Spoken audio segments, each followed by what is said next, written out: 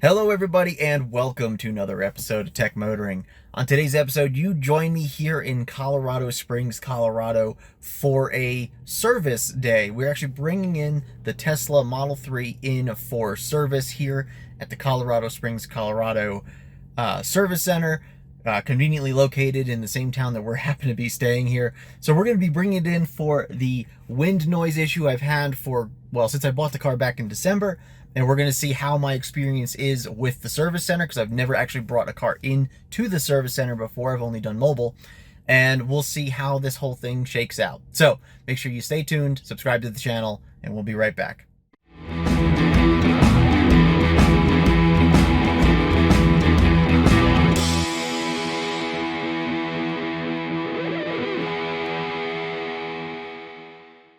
All right, everybody, welcome back. So like I was saying, we've had this car since about December of 2022.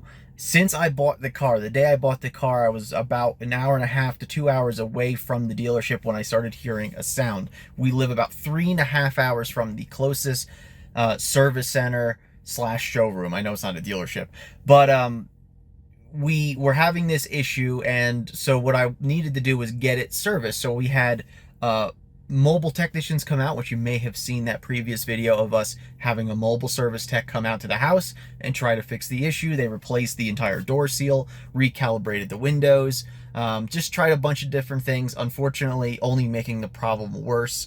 And of course, it's always worse when it's colder outside. I guess the rubber seals shrink a little bit, and then that causes the the wind noise to be able to escape through the seal a little bit easier. Other than that, we are here on our road trip to Colorado. So if you haven't seen any of those previous videos, I highly recommend taking a look. We actually drove this 2022 Tesla Model 3 Performance from Myrtle Beach, South Carolina, all the way out here to Colorado Springs, Colorado, almost 1,800 miles of driving.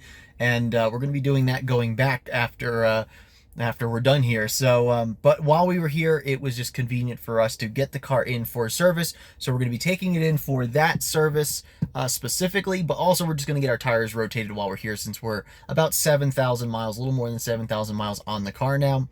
And so we're going to be bringing it in for a service. We're going to see how this service experience is. I've recently did one in the Mustang Mach-E at the local Ford dealership by me at in Myrtle Beach, and that process was okay, not too bad. The Tesla mobile service was very good, very knowledgeable, very helpful, did everything they possibly could to fix this issue in a mobile sense. Unfortunately, they were not able to, but we were able to just schedule this appointment to bring the car out while we were here in Colorado. So let's go ahead and get on the road. I'm going to see if I can get some sounds of this while we're driving, if we can drive fast enough, and we will see how the service goes today. So we have an appointment this morning at 8:15.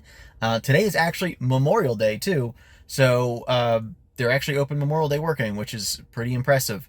But they aren't open weekends, which was one of the things that is kind of weird, because it's hard to find a service center open on weekends, and therefore it makes it a little more difficult for me to make long distance travels to the service center, because most of the ones around me within 5 or 6 hours don't do weekends. So it means I would have to try to take a day off of work to try to get the car there, maybe even 2 days off of work, depending, to try to get the car there and drop the car off and whatever. So, but while we're here in Colorado, perfect timing, we're bringing the car in. So let's get going on the road, and we'll take a look and see how this whole experience is.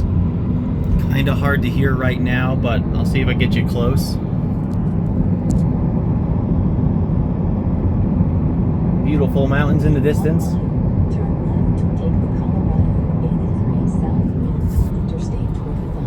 Yeah, so the sound isn't terrible right now. It's like 60 degrees outside. When it's below like 50, it's really, really noisy, really, really bad. So we're almost at the service center at this point, so let's see how that goes. Now you could really hear it.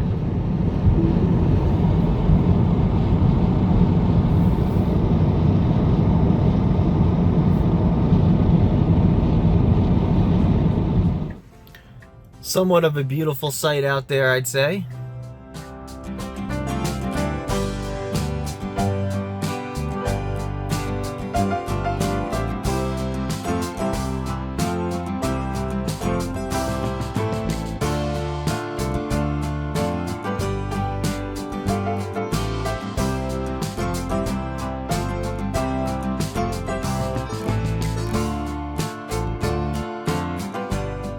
Okay, well, quick update. So I dropped the car off about an hour and a half ago.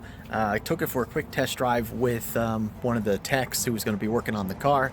Told him everything that was already done and attempted with the vehicle. Told him the weirdness that I was having with it all the way here from the other side of the country. He said, "Yep, sure, no problem. We'll take a look at it." It's been an hour and a half. I just got a text from Tesla saying the car is ready for pickup. They adjusted something to make the wind noise go away, and yeah, it's done. So yeah, that's pretty awesome service as long as everything's good. Oh, they rotated my tires as well. So yeah, so I guess we're gonna go ahead and go pick up the car soon and go pick it up. The cool thing is you can actually go pick up your car even after they close.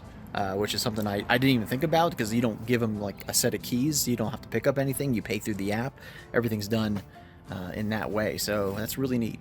Anyway, we're going to go head out and pick up the car, and then we'll test the wind noise again. See how that works. All right. Well, back in the car, picked it up. Like I said, less than 2 hours later from when I dropped it off, I'm now picking the car up. So crazy.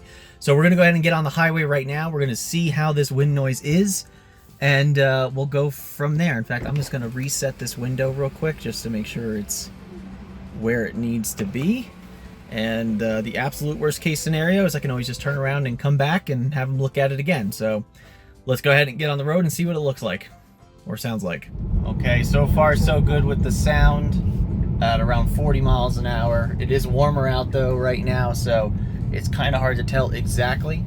So we're just about to get onto the highway where I can do about 65 or so, and we'll see if the sound comes up. And it definitely came through last time we were on this road when I was with the Tesla service agent. So we will see right now if it is still happening. So let's go ahead, and of course there's more traffic now, but we'll see if we can. Okay, getting up to speed.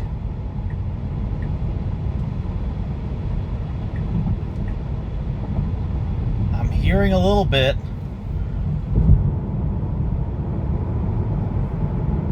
Oh, look at that Subaru Solterra. 60, 65.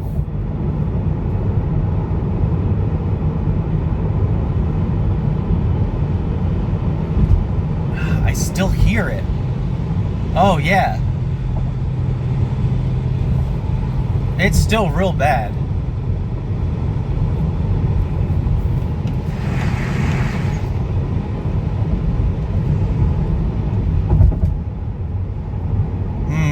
I might have to go back to the dealership. All right, so leaving the dealership once again, less than an hour later, the same technician came back out, took a look at the car. We took it for another ride.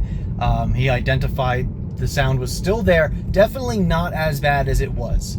That is for sure, but it was still there. So he went ahead, brought it back into the shop, did some more adjustments to it. So it looks like what he was trying to do was bump out the seal just a little bit more so it would, seal to the window better. And he had to adjust that just a little bit more, and then all of a sudden we took it for a ride again. Everything seems perfectly fine at this point, which is awesome to see and awesome to not hear. So yeah, so we're gonna go ahead and get on the highway again for another shot here, just to make sure for absolute 100% that it is much better, because I do not want to be listening to that again for another 1,700 and something miles. So let's go ahead and get on the highway, and we'll report back then. All right, well, I took a few minutes on my way back here to gather my thoughts about my experience with the Tesla Service Center. So dropping off the car was easy. It was fine. You walk in, you say, "I'm here to drop off my car." They say, "Okay, what's your name?" Actually, she knew who I was when I got there, because I was the first appointment of the day. Got checked in. It's really cool that they don't have to take your key card or anything like that. So dropped the car off, went to go pick it up. Very seamless. The unfortunate part was that the wind noise wasn't completely better. So he did test drive the car afterwards, thought it was pretty good, and I disagreed. He went ahead and took it back in, made some adjustments, and got it fixed. Now, the really cool thing about this that I want to bring up is that I was actually able to not only meet with the tech, speak with the tech, ask them what they did to resolve the issue. That was really cool. Most of these legacy automakers, when you have these services done, you can ask all you want. Hey, can I speak to the technician? Can I speak to the mechanic or whoever's working on the car? And a lot of times is no, you can't. You just have to speak to the service advisor. At least with this, when I went back in, I told the woman up front who was at the service desk. I said, "Hey, is there any way that we could get this looked at again?" She said, "Okay." Sent a text message to the service advisor, or excuse me, to the technician working on the car. She goes, "Have a seat. He'll be out in a few minutes to talk to you." He came out a few minutes later, said, "Hey, what's going on?" I told him. We went for another drive. He did agree that the window was making some noise still. Went back, took the car, and that's when he resolved the issue. We went back for another ride together. This time I was driving, and I confirmed that the fix was good. And at that point, it was just drop him off, and everything was good to go. That was it. So it's nice not having to go through so much red tape to just get something kind of redone. It was just, yeah, let me grab the car from you. I'll bring it back into the shop, take a look at it, and then we can get going again. They didn't make me have to make an appointment. It wasn't like something that had to be done, you know, with a lot of paperwork. Like, it's just very seamless. So overall, I got to say that the process was pretty good. I mean, honestly, if they had knocked it out the first time, I would have been blown away by this. The fact that I had to bring the car back, you know, minor inconvenience. It happens, especially with these wind noise issues. But got the car, it's fixed. Looking forward to the drive home, not having to listen to that all the time. And yeah, we'll go from there. So, hope this video helped you out. If it did, make sure you give it the thumbs up just below. Of course, you can check us out on all our website and social medias down in the description below. And yeah, we'll see you on the next episode. And thanks again for watching. And remember, welcome to the future and welcome to Tech Motoring. We'll see you soon.